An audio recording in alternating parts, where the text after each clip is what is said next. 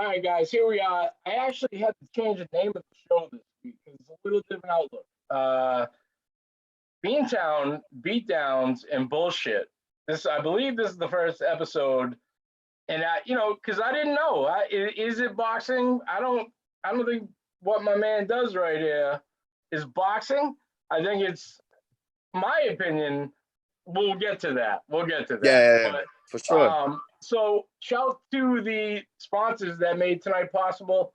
Emily's Interiors, Lundgren Honda, Lundgren Honda, and my man Platt's Landscaping. If not for them, we wouldn't be here tonight. So let's get it on. Definitely, man. Lottie, thank you for coming through tonight. This whole realm kind of happened. AJ, thank you for the connect. Got to give credit to my man Jay Piscata. He told me about my man earlier this month, and here we are. Bare knuckle boxing, bare knuckle fighting, bare knuckle. What's the appropriate term? So I'm glad you asked that because a lot of people, they look at it like bare knuckle boxing, but reality, I thought of it the same. I'm like, it's boxing. I'm thinking it's boxing, but just bare knuckle. But reality, it's not. And the reason why I say it's not is because I know a lot of boxers there's a lot of big boxing names that fought in BKFC bare knuckle fighting championship, and they lose because why? Because the fundamentals is very different. They allow dirty boxing in the clinch. You know how when you're in the clinch they break? No, you don't do that. When you're in the clinch, you can work. You can underhook the arm. You can go behind the head. You can like throw uppercuts. It's like sometimes it's not like a tackle, but like it's more like you can hold on to them with one arm and you can do a lot of things. And there's a lot of things like about a bare knuckle fighting championship that it's very different. I like I said, I thought it was boxing, but reality it's not. So I'm gonna ask you just because. So me and Lardy, for people who don't know, we have a little bit of a background, similar background. Lardy was a really good amateur. I believe you went to the national a few times, right? You were out there in Tennessee. Yeah, just once. Yeah. Okay, and then matter of fact, when I was getting ready for my pro debut, Lardy was helpful enough to be my main sparring partner. I spar with a lot of people, but he was my main sparring partner for when I was getting ready for my pro debut. My question to you is, what made you do the switch? What because you could have did boxing. You could have did boxing. Yeah. You were good at it, and you're a southpaw. Yeah. So why the switch? So what happened was I started, like I said, like you said, bro. I grew up boxing. Boxing was my whole life. That's where I started my career. I made the switch because I think it was last year they did the tryouts for a bare knuckle fighting championship because they're looking for new prospects. They're looking for new superstars. And one of my main friends was saying like, yo, I think you should try this out because I feel like this fits your style. And I was like, yeah, and I knew about the bare knuckle. So I'm like, oh, okay, like, yeah, I'll try it out. And, I went to the trials. The trials was in Belfast, New York. I went to trials in New York. I tried out and there was about more, almost 200 like prospects there earning a shot to fight for bare knuckle. And and just at the trials I just fell in love with it because it's like the organization, the business, what I mean, how they treat their fighters, how far you can go and far with bare knuckle, at a young age, because I'm only 20 years old and I'm the youngest fighter for bare knuckle fighting championships to be fighting for that organization. So there's a lot of eyes on me, for that. But to answer your question, I just like the organization and I just knew what kind of fighter I am. I'm more of like a brawler fighter, and I know what kind of fighter you are. Yeah, I like to fight, and AJ, Rocky and Carlos, they'll tell you like they will say like, oh, Lardy got cojones, meaning he got balls. I'm just that. Lardy is a psycho. Lardy, yeah. Hey, Lardy done. Correct me if I'm wrong. There was a fight where broken nose, dropped, got up, stopped the dude. So it was in the first fight. I don't know what happened. Huh? I said in the amateurs at that. Broken nose, dropped, gets up, and then stops the dude. Exactly. swear, Yeah. I ain't when stopped him. Lardy is Almost hurt, stopped him. when Lardy is hurt, he becomes more dangerous. I even know that. Like sparring with him, like I remember a sparring session, like sparring, we're learning, we're just trying to, find our pace, get our rhythm. And I hit him with a good shot, and then all of a sudden he just like stepped it up a notch. And I remember hearing in the background, Loma Lardy. They started calling him Loma Lardy because he just started just going crazy. Just Oh yeah, I remember that. Yeah, yeah. He just throwing like 4 or 5 punch combinations after that. I'm like, this motherfucker was just hurt. What the hell? Yeah, yeah, exactly. Yeah. Yeah, I remember I didn't stop the guy, but I gave him like 2 or 3 standing 8 counts and I won by unanimous. So it was the first round. He broke my nose. My whole nose was just shattered. And I'm thinking, Dana, I'm gonna lose by TKO. I'm like, fuck. I'm gonna lose. But I'm like, nah, I'm a fucking fighter. This dude ain't gonna beat me. I've been training really, really hard. You know what I mean? Because when you believe in yourself, no one can beat you but yourself. So I stayed up with a broken nose and I'm like, damn, and then I'm giving everything I got. Same thing with my first amateur fight. My first amateur fight, I weighed in at 134. The guy was 145. And I looked at Rocky, my coach Rocky. I'm like, my boxing coach originally. I looked at him, I'm like, yo, he's 145. I'm 134, 32 or something like that. And he goes to me, you scared? I'm like, nah, I'm not scared. I'm just saying, because that's my first fight. But anyways, even at that fight, he dropped me in the second round. He dropped me in the second round, and that same thing. I come back. I'm like, all right, it's game time. You know what I mean? And then I knocked him out in the third round. So I'm just that type of fighter. I like to fight. You know what I mean? And that's why. Hey, we have to pause this. I'm about to run through a wall right now. Dude, when you talk about cojones, like there's dudes who like when they start to feel that pressure, they fold. Even some of the most talented fighters in the world, like when you start to pressure them, they fold. But like this dude right here kind of becomes more dangerous when you pressure him or when you hurt him. You have to start looking out more. Like, oh shit, like they like. And it's funny that he said that Rocky's like, oh, you scared? Because like, you know how like the last few podcasts we praised Rocky, great coach. He's coming on. But I graduated high school with Rocky, by the way. Rocky's not a coach for like, Rocky's old. not a coach for the weak-hearted. I'll tell you that right now. Like, if you're a weak-hearted individual, Rocky's not the coach, no matter what, because Rocky, the way he gets the best out of his fighters is talking to them like that.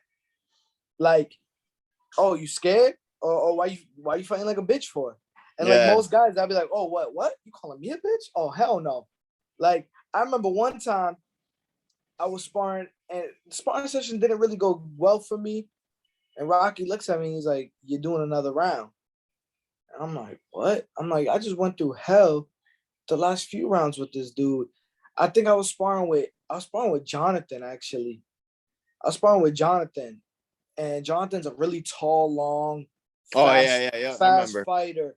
And he throws like 4 or 5 punch combination at a time, just nonstop. Pa, pa, pa, pa, pa, pa, pa, pa, pa. Now he'll throw like 20 punches nonstop. Yeah. He's like, yo, no bullshit. He'll pressure you. Yo, that's the kind of fighter Jonathan is. So I'm looking at Rocky. I'm like, are you serious, motherfucker? And he's like, I forgot what he said, but me and Rocky actually ended up arguing before the round like even started. Like me and him are like going back and forth. And he's like, I don't want to fucking hear it. Like, I don't like, fuck you, do it. Do what I say. Like, and I'm like, now I'm mad. And like that round I came out and I did really well, but he brings that dog out of you. Like, he's such a talented coach. He knows his stuff. But if you're a weak-hearted individual, man, get that shit out of here. Rocky trained dogs. Yeah, he trained dogs, man. Jermaine. I mean, he's getting world titles, man. Yeah.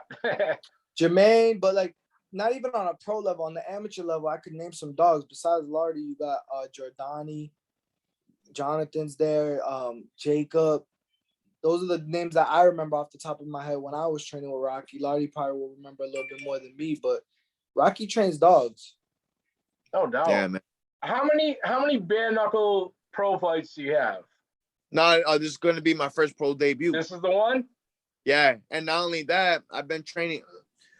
Before I even get started, I just want to thank all my sponsors back, back home in Worcester. It's Worcester Diner, TK Auto Sales, Brady Chef, New Kitchens, one of my big sponsors as well. You know, and I want to give a shout out to my manager, Kevin. His name's Kevin Smith. He's always looked out for me. They were the ones that, you know, helped me to come down here for training camp here in Tampa Bay, Florida. And they've been training me really hard. Right now, I'm training with Keith Thurman's coach. His name's Keon Wilson. He's really preparing me. He's helping me. I'm training with a guy named Mamu. He goes by Mohammed. He's known for I think he's an Olympian for like, you know, like grappling. I think it's wrestling or judo, something like that. Like I can't remember which. But what I'm saying is these guys, they're really taking their time to really like, you know, help me out and getting me ready for this pro fight. You know what I mean? And like that's why I came a little late because I just got back from another like top crazy like big fucking motherfuckers from sparring. I'm sparring. They're having me spar with like guys at 180, 200 pounds. I'm like, are you serious? I mean, I'm not scared, but I'll do it. You know, fuck it, because I'm a fighter. You know what I mean? And these guys are hitting me hard, but it gave me so much confidence because my volume was there, my pressure was there, my stamina was there, and these guys are hitting me everything that they got. You know, and I'm going one by one, and I'm just like, damn, you know. But it gives me really confidence for this fight because I know I believe in my heart I'm gonna win this fight.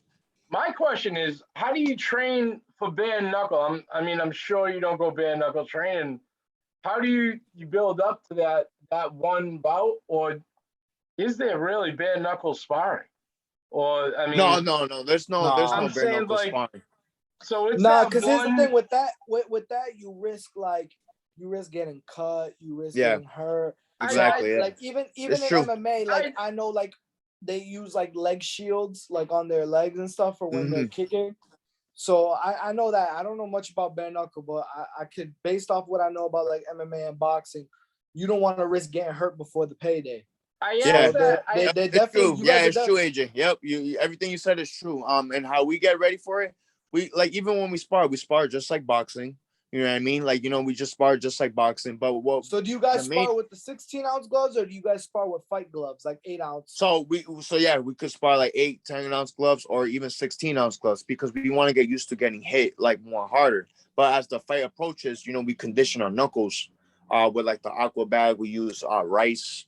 It's like a rice workout where you like. I thought at first, how is rice gonna condition my knuckles? But then it worked. You know, I see the difference as I'm punching the heavy bag. Sometimes for just to like get started, you wear like I wear hand wraps just to get used to that punch. I try not to go full force because I don't want to injure my knuckles. I just get used to that momentum. Even with the aqua bag, if you hit the aqua bag just lightly, it stings the hell out of your hands and your knuckles, but it also is conditioning it at the same time. So as you're punching, you won't really feel it. Even for mitts, you do bare knuckle. You know, that's what I do. You No know, doubt. And now it's the other side that you're worried about though, because when you spar and you get hit, bare knuckle is different. Yeah. Yeah, It's gonna be different. Yeah. there's no training for that, you know. And Yeah. when you walk in that ring, it's combat. That's combat, and it's like true. It's true, brother. Everything you said is true. Everything you guys say, AJ. You guys said the same thing. It's true. You know, because I'm like my mindset is this. Yes, I can move good, and I'm a southpaw, and I got the boxing, but I'm not gonna go in there and use my boxing. No, if the guy want to fight, I'm gonna fight too, but I'm gonna fight smarter. You know what I mean? If you want to brawl with me, I'll brawl, but smarter. You know what I mean? Yes, I'll use my boxing fundamentals, but if I have to, but I'm prepared for the dirty boxing, the clinch work. You know, everything. You know, I'm trained for that. You know, I was just sparring with different rules. I was just sparring with some guy. I don't know if you're familiar with him, Stephen Wonderboy Thompson from the UFC welterweight. Yes. Yeah, so I was sparring with his boy, with his boy from South Carolina, and he's an MMA guy, and he has a lot of experience, and he's giving me some good ass sparring, and like, you know, because he's an MMA fighter, so it's different. So it's helping me, you know, get this work. So have you thought about it? Have you thought about MMA? I actually, before I started boxing, I did MMA. I trained MMA with Gabriel Gonzaga. I did jiu-jitsu with him. I wanted to become a UFC fighter in the MMA, and then like I ain't gonna lie, I was hard-headed back then. Sometimes I still kind of am, you know what I mean? Because I just wanted to fight. You're you know 20 what I mean? years old. You I can know have exactly. I'm 5 still different learning. I'm careers, still bro. developing. Yeah, I'm still Love it. developing. I'm still developing. I'm still learning. But I just like to fight. It's just part of my DNA, part of my blood. You know, that's me. And I switched over to boxing because not only that, like, no disrespect to anybody, but there's a lot of boxers out there. You know what I mean? In the whole world, but there's barely no bare knuckle fighters. It's And with brand me, I'm new. a unique. I want to be unique. I want to be known for unique. Right now, when people hear bare knuckle, I think I'm the only Worcester, well, besides Gonzaga, but like, you know, there's not a lot of bare knuckle fighters. But when there's boxers, there's a lot of boxers out there, you know? It must be a different type of organ. I commend them. They must be really well growing, or at least willing to invest, just because Lardy is already at a training camp. He hasn't even had a pro debut. He's not only at a training camp, but he's at a former world champion's training camp, like Keith Thurman's trainer. In boxing, unless you have nationals and Olympic status, you're not getting that. Exactly. You're not getting that in boxing. In boxing, you work your way up to that. You're not pro debut going to the big dogs. Like, unless you're Shakur Stevenson, who got a silver medal, or like anyone who came out really well known, you're not getting that. So I commend Bare Knuckle Boxing for that, you know, for investing in their fighters early on, because maybe that's what boxing needs. You know, some of these guys, like, you know, some of these guys end up staying local champions because that's all they ever get the experience with, and sparring and even fights. You know, in New England, unless you go to the nationals, like, you know, Jermaine's got experience with all the guys who are at world championship level because Jermaine fought and worked his way up to the nationals. But aside from that, you know, it wasn't really until recently that he actually got some good sparring with guys outside of New England, that, you know, and I feel like that's really well needed, because it's like, if me and you spar 100 times, you know, you're gonna get the best of me some nights, I'm gonna get the best of you some nights, but at the end of the day, are we really growing from that? Yeah. We're not really growing, because I know your style and you know my style. So all we're doing is just kind of flip-flopping who's getting the better of each other, as opposed to like, oh, I'm sparring with this kid who is a nasty fighter from Cali. I'm sparring with this kid who's a nasty fighter from Philly. I'm sparring with this kid who's a nasty fighter from Tampa, Florida, you know?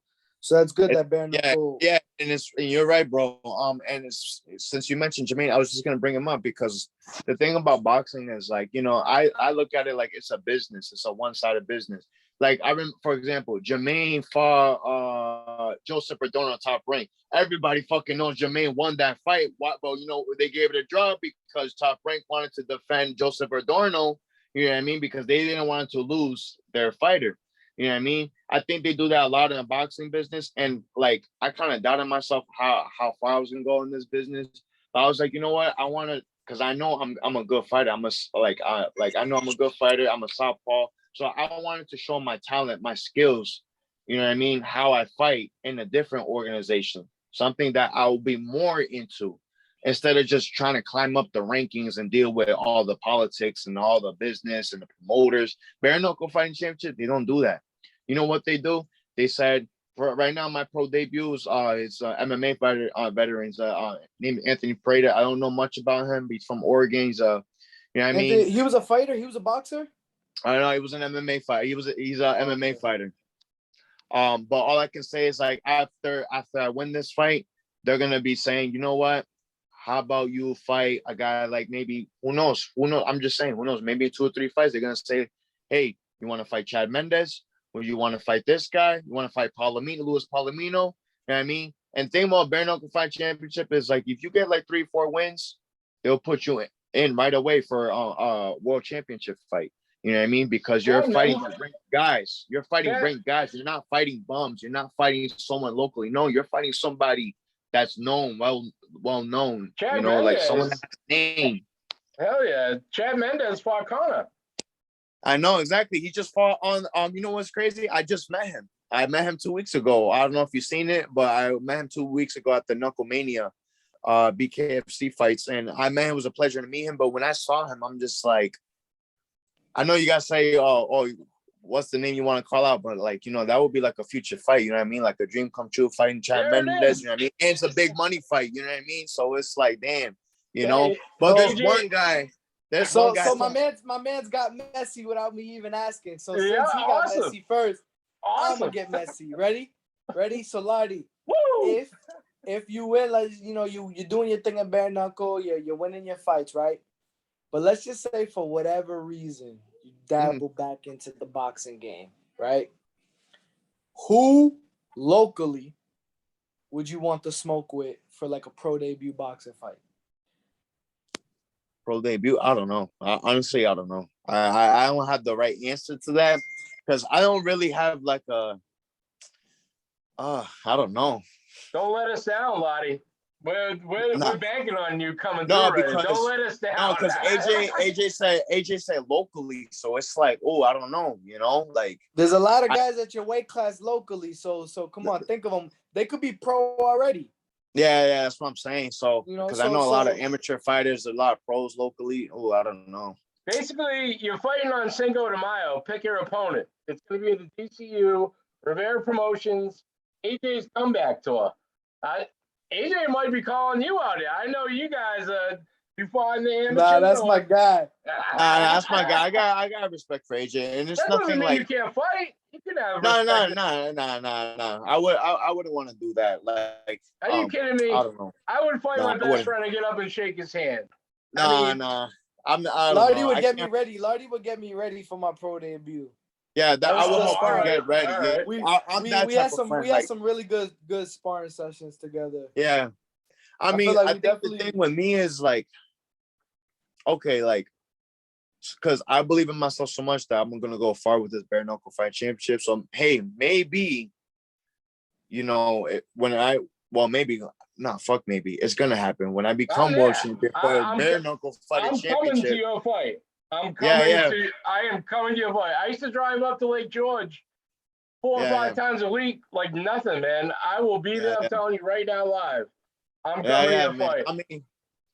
I mean, hey, if there's a world champion locally, then I'm a world champion bare knuckle, then maybe we could do like a winner take all or something. I don't know. I don't know, bro. I don't know. I really don't know. I don't have the right answer to that. I feel what I mean? I don't know. I mean, I look up to a lot of fighters though locally. Like I look up to, like Jermaine for one, Bobby. I love Bobby, Kyrie, Kendrick, Jordani, Jonathan. I love those guys. You know what I mean? But like one-on-one fight, I don't know. Locally, I don't know. I don't have the right answer to that. AJ is disappointed. Yeah. AJ is disappointed. If we were talking about internationally, like, all right, cool. I mean, then we talking. You know what I mean? Like, I can name some fighters that. All right, so let's go at the world level. Let's go at the world level. Who would you want to smoke with if you fought boxing at your weight class? Boxing? Shit, I would fight. What's this guy's name? What's his name? Shit, it got to be a big money fight. Shit, I'll probably fight Rolly or something. Yo, the last few podcasts I did one on Monday night sports talk, and we've been saying that's the perfect opponent for Jermaine. Perfect opponent. I think Jermaine. I gotta tell you something. You guys need to listen to this. Hold on, I gotta tell you something, and I think you guys will tune in to it more. What's up, bro? How you doing? I think you guys are gonna tune in this shit more. So you know how you said Jermaine will fight Rolly? Yeah. So I was talking to Keon Wilson, Keith Thurman's coach. I was like, yo, like my boy Jermaine Ortiz, like he's gonna be up there. I think he might fight Rolly next for the I think he might fight him next. He was saying things like, because he's a top boxing coach, obviously. So he's saying like, I don't know about the Jermaine kid, but like I've seen it all. Like even I told him now he's 15-0. He's won these couple of times. And he's like, nah, I've seen it all. I think Rolly maybe could get him. I'm like, yo, let me tell you something. Jermaine is up there, bro. You know what I mean? Don't underestimate the kid. He's got way more experience than Rolly. He beat Richardson Hitchens. He beat Edgar Berlanga, I believe, in the amateur. Yeah. He fought Jaron Ennis. Yeah, I told him that. I told him Jaron Ennis. I told him a lot of big names. Teofimo Lopez. And then his head, he's like, oh shit, he fought those guys?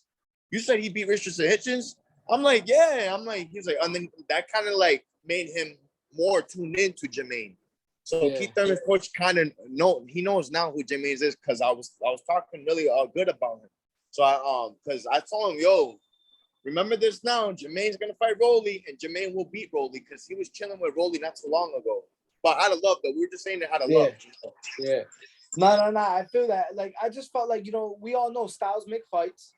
And I just feel like his style would play into Jermaine's hands. Because if Jermaine don't have to, bro. If he wants to outbox you, he could do so.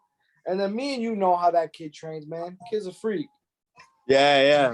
I remember, I won't even say what top fighter locally it was, because I wasn't even supposed to be in the sparring session, but I was there. And there was another top fighter locally that Jermaine was sparring, and he had ankle weights on. And after, like, in between the rounds, when the round was over, he would jump out the ring and do drills on the bag for the break. And then when the bell rang, he would run back into the ring and jump in the ring. And he did that through the whole sparring session. Oh yeah, I remember that. I think he did that at the boys club too when I was around there. I remember he would like do like a round, and then after the round he would hit the heavy bag like a drill, and then come back and then spar, and then after that same thing, hit the heavy bag. I'm like, damn, nigga, like you're not taking a break or something. Sorry for my language, but like it's like, damn, you're not taking a break. Like, damn. Yeah, he himself. But it's that separates the boys from the men, Yeah, that's why I'm glad to see you training hard out there in Florida, because the shit ain't gonna be easy.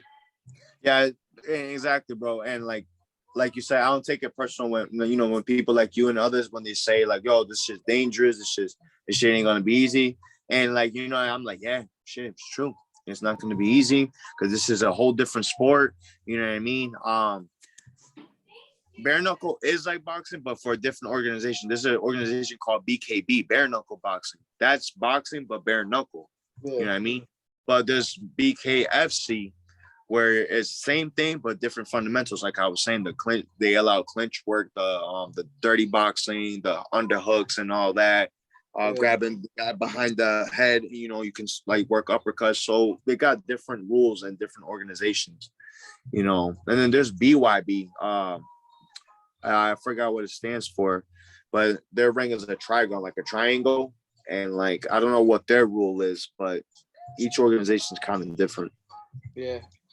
Word. So how you out there in Florida now? How is it? How's training camp like? Dude, training camp is crazy. Like, it's hard. I'm gonna be honest with you, and I say this out of no disrespect, but they don't train me here like how they train back home. And I'm gonna say this why. They have me train every day, 6 days a week. They have to get up 7 or 8 in the morning. Strength and conditioning right away. Strength and conditioning for like 2 hours. My legs are sore. My arms are sore. My whole body's sore. It makes me want to give up. But then my manager, my coach, they push me. You know what I mean? Then they have me do like more than like, sometimes they'll have me 12 rounds of bag work, or even 8 rounds of bag work. And then they force me to do 3 to 5 miles a run every day. You know what I mean? They force me to eat healthy. You know what I mean? They make me get the top spar. I don't spar somebody locally now. They make me sometimes spar someone out of state or somebody up there. So it's not that it's different than out here. What it is that you actually have the advantage, and I call it an advantage because there's a lot of guys even locally that don't have that same advantage. Is you have people who are investing in you. And if I'm like, for example, if I'm investing my bread into you, I need to see the best version of you. So now I need to make sure you got the top nutrition, the top trainers. So you should have a good team around you, which in boxing, that makes or breaks a fighter career. You could be a world championship talent, but if you don't have the right team around you, you'll never get there. So you just have the right team around you that is making you go through that. And I already know, like, you took some time off, so that soreness will just wear off as your body gets more accustomed to fighting and training every day. Definitely, bro. And what I'm saying by this is, like, when I first got here, the training was so different. So I'm thinking, okay, I'm thinking it's gonna be boxing, but nah, hell no. They got me some crazy training, and that's what I'm saying, got me sore. And one of my other sponsors, Cryogenics, they hooked me up like once or twice a week. I think they put me, I don't know, bro. They put me like in this booth, and it's like negative 150 degrees Fahrenheit. It's mad cold, and I gotta stand there for like 3.5 minutes, like half naked, you know what I mean? So that way it recovers my whole body from the soreness, and it helps a lot, you know. And I have people that really looking out for me, investing in me, and making sure I'm good. And it's a lot of weight on my shoulders, and I'm grateful for it because I feel really happy, you know what I mean? Like, you know, like it just makes me happy because, you know, I went through a lot to get here, you know what I mean? And like, you know, I'm just really happy, you know. I'm doing this for myself, but also I want to make my city, like, you know, Worcester, you know, happy because, you know, what I'm trying to say is like, yo, like, I really went up there, bro, you know. Not a lot of people know, but yo, like 2 years ago, believe it or not, bro, I dropped out of high school for personal reasons, right? I dropped out for personal reasons. And when you drop out, people will say things like, "Oh, you're gonna be a bum. You're not gonna go nowhere in life. You're not gonna go this. You're not gonna do that." And I'm just like, you know what I mean? Now, 2 years later, I'm getting signed to a big fucking fighting organization in the world. It's the fastest growing combat sport in history, and I get to be the youngest, and I'm the youngest fighter ever to fight for them.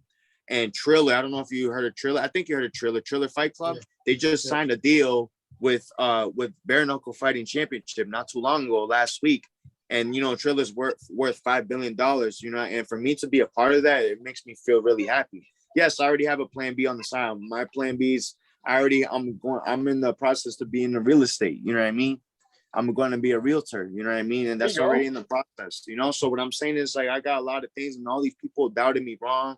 Basically, the reason why I'm saying this is because I'm trying to tell, for example, you, AJ, when people were doubting you about being a promoter and, you know, they thought that you didn't have the charisma and they think you didn't have the talent, or they think you didn't have the, you know, the skills to be whatever you wanted to become, especially the promoter. And look what happened, bro. You fucking made it. You know what I mean? And people are still going to keep talking shit about you, but you made it fucking happen. Hell yeah. You know what I mean? And to this day, I still talk about you. You know what I mean? You know what I mean? Same way, you know, Shamrock, you know, you want to be the best podcast in the world? Be the best podcast in the world. Actually, hey, I'm the New England champ.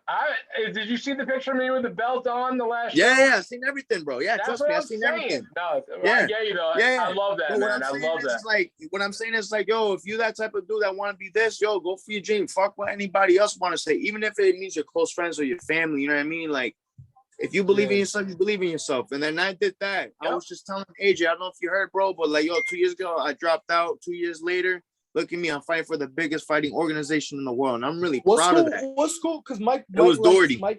Oh, okay. He's Doherty. Oh, this podcast is over. Mike likes it's South, over. Yeah. Mike likes South high school dudes. Yep. So I love it, man. You know what? Back in the day, our rival was Doherty. Like, we would fight, you know, in the world. I'm talking, I'm an old dude. I'm 42. So, but at the end, you all come